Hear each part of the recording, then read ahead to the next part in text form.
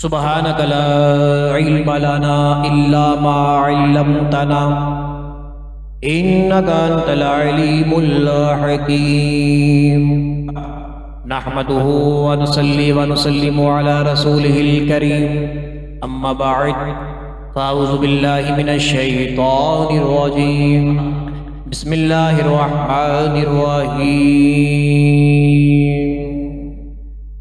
آج کی ہماری حکایت نمبر 74 یہ حکایت بھی موسیٰ علیہ السلام کے بارے میں۔ حضرت موسیٰ علیہ السلام کے ہاتھ میں ایک عصا تھا، عصا یعنی لاٹھی۔ خدا نے فرمایا کہ اے موسیٰ ذرا اس عصا کو زمین پر تو ڈالو، تو حضرت نے اسے زمین پر ڈالا۔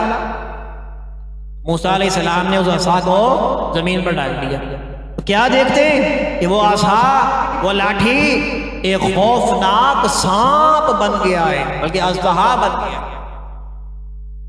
موسیٰ علیہ السلام نے جب یہ منظر دیکھا تو پیٹھ موڑ لی، پیچھے ہٹے موسیٰ علیہ السلام۔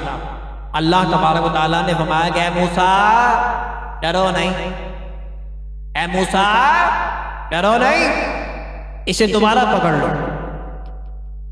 یہ پھر وہی عصا بن جائے گا۔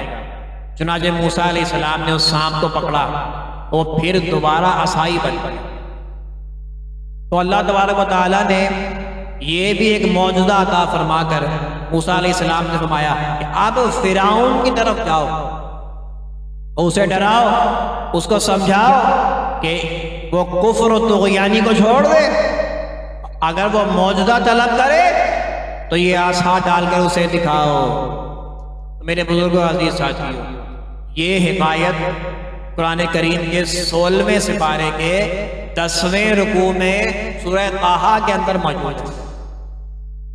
اس سے ہمیں سبق حاصل ہوتا ہے کہ انبیاء کرام علیہ السلام کو اللہ تعالیٰ نے بڑے بڑے معجزات عطا فرمائے۔